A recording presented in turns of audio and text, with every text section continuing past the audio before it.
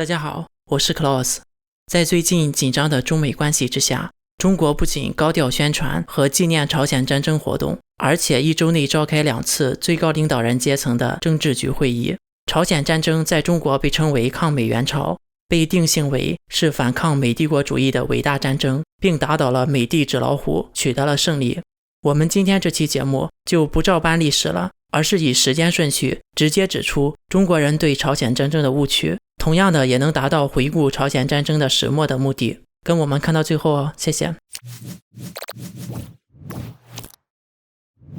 误区1：朝鲜战争是美国先发动的，中国作战是保家卫国。第二次世界大战结束之后，根据盟军协议，美苏在朝鲜半岛以北纬38度为界，分别接受日军的投降。从此朝鲜半岛一分为2。到1948年，南方和北方相继建立了政权和独立的军队。北方是以金日成为首脑的朝鲜民主主义人民共和国，军队称为朝鲜人民军；南方是以李承晚任总统的大韩民国，军队称为大韩民国国军。南北韩各自独立后，美苏相继撤军。由于历史原因，南北双方各自都有统一朝鲜半岛的意愿，所以不时在政治和军事上发生小规模的摩擦。美国方面希望韩国国军能抵御北方的进攻，但同时又不希望南方挑起战争，所以对大韩国军的军力有所限制。但北方却得到了苏联的全力支持，而且毛泽东还同意让在解放军服役的5万朝鲜族军人加入了朝鲜人民军。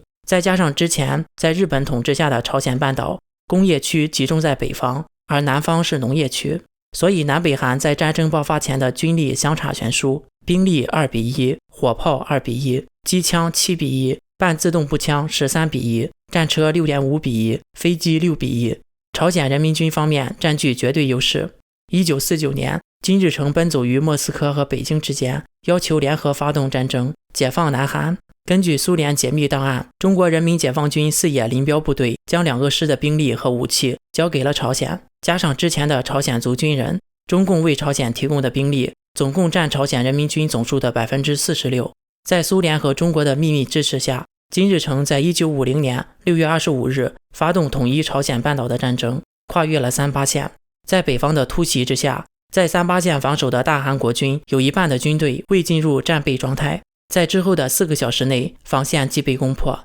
3天之内，南韩首都汉城即被攻下。但金日成为了掩饰战争是北方发动的，宣称是南韩先向北方进犯，朝鲜人民军是在反击强盗卖国贼李承晚的挑衅。误区2：朝鲜战争是中国与美国的战争。朝鲜战争爆发后，联合国安理会以9票赞成、无反对票和1票弃权的结果，通过了第82号决议，要求朝鲜民主主义人民共和国立即停止侵略大韩民国，以避免韩战的全面爆发。这一决议和后来相同的83号决议，朝鲜都未遵守。7月7日，联合国安理会通过了第84号决议，由联合国成员的16个国家的军队和5个国家的医疗力量组成联合国军，介入朝鲜战争，对大韩民国提供军事和医疗协助。由于朝鲜战争在中国被称为抗美援朝，是反对美帝国主义侵略的战争，所以很多中国人并不知道抗美援朝实际上是抗联合国对韩国的援助。抗美援朝援助朝鲜不假，但是中国对抗的却是20多个国家。误区3：中国军队叫中国人民志愿军，中国军人是自愿的。当联合国成立军队宣布协助韩国之后，时任国务院总理的周恩来就发表声明公开谴责。7月，联合国通过了参战决议，中共明确向史达林表示，如果朝鲜人民军被打败，中国会迅速派遣部队入朝。联军在仁川登陆后，朝鲜半岛局势逆转，中共就开始有计划地准备入朝作战。1950年10月19日，以彭德怀为司令的中国人民志愿军渡过鸭绿江。人民志愿军是中国人民解放军的现役部队，奉命整编制的参战，所有人，甚至包括彭德怀，都不是自愿的。叫志愿军的名义，只是中共不想让国际社会认为中国以官方名义参战。志愿军在朝鲜战争中有21000人被俘。战争结束后，有2/3的人拒绝回中国大陆，而是选择去了台湾。他们大部分人在台湾加入了国军，后来融入了台湾社会。而选择返回中国大陆的6064名战俘，经过了严格的政治审查，很多人背上了投降汉奸的罪名，被当成了叛国投敌分子处理。文革爆发后，大部分的战俘又受到了严格的批斗，不少人受尽折磨而自杀。误区4：朝鲜战争中国胜利了，打倒了美帝国主义。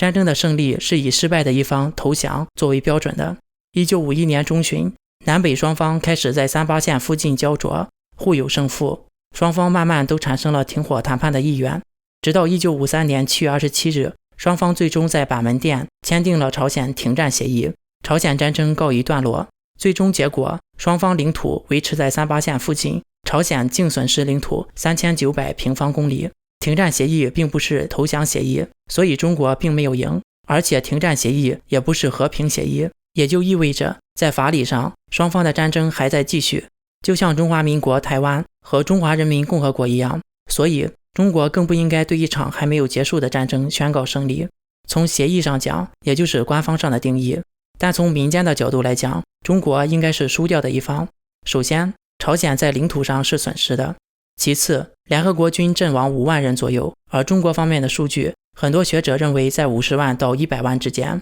就拿官方统计的数据20万来看，也不能说中国赢了。中国方面的双方阵亡数据接近1:1，这完全不符合常理。大家都知道，当时中国采用的是人海战术，就不用说联合国军在武器装备上领先那么多，就算是赤手空拳，以当时中国军人的素质，能1:1跟美国大兵打平手吗？稍微思考一下就能看出这个数据的真实性。误区5：中国抗美援朝，朝鲜人很感激中国。提起朝鲜战争，中国人自然而然地会想起当年几百万中国人民志愿军雄赳赳气昂昂跨过鸭绿江的场景，最后几十万人尸骨留在了异国他乡，保卫了朝鲜，所以朝鲜人应该是很感激中国的。但实际上，根据去朝鲜旅游的中国人自述，中国人在朝鲜并没有看到任何的纪念碑，心想中国人死了那么多，朝鲜应该到处都有纪念碑才对。后来问当地人才知道，朝鲜的当地人并不知道中国有援助朝鲜，中国参与朝鲜战争并没有被当局宣传，而是有意的掩盖。朝鲜战争在中国是抗美援朝，在朝鲜却是金日成领导人民抵抗美帝的侵略，所以大部分朝鲜人民并不感激中国，而是感激金家。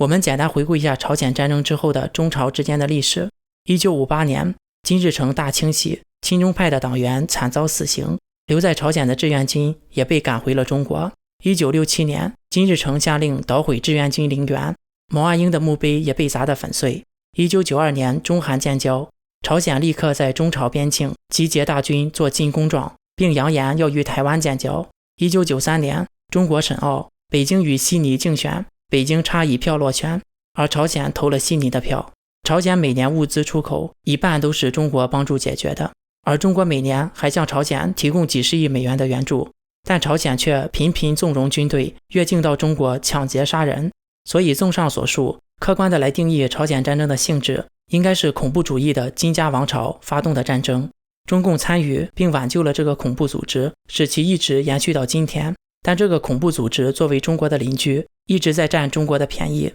只能说中国自食恶果吧。不过对中国人民来讲，朝鲜战争中炸死了毛太子，使得中国在毛泽东死后结束了家天下，开始了改革开放，让中国没有完全走上朝鲜的道路。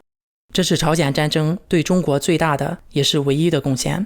好了，下面进入网友互动环节。上一期节目我们分析了中国中医药行业的现状和背后的黑幕，定义了那些在中国敢上市却不敢通过科学验证的中药为假药。网友 Cool May 和 Lawrence 0227跟我们分享了台湾和大陆的不同，中药审核更严格，而且台湾的中医更成体系，更现代化。网友 Me Pick 说，很多人不敢在中国看医生，就算黄安生病也要包机回台湾找西医，就知道中医有多毒。网友雨恩说，中国的中药还有国家保密法，在台湾不管中医还是西医都要写清楚。网友 Cloudbook Shen 透露，姥姥家以前在北京有一家医药批发公司，后来做账几年里应外合，赚了很多钱之后，全家投资移民美国了。网友支持订阅有机九浪频道说，西医里面有系统性的分很多学科，还有不同的职位分工明确，相反的看，中医就是个大杂烩。网友 Seventh Moon 是一个美国药剂师，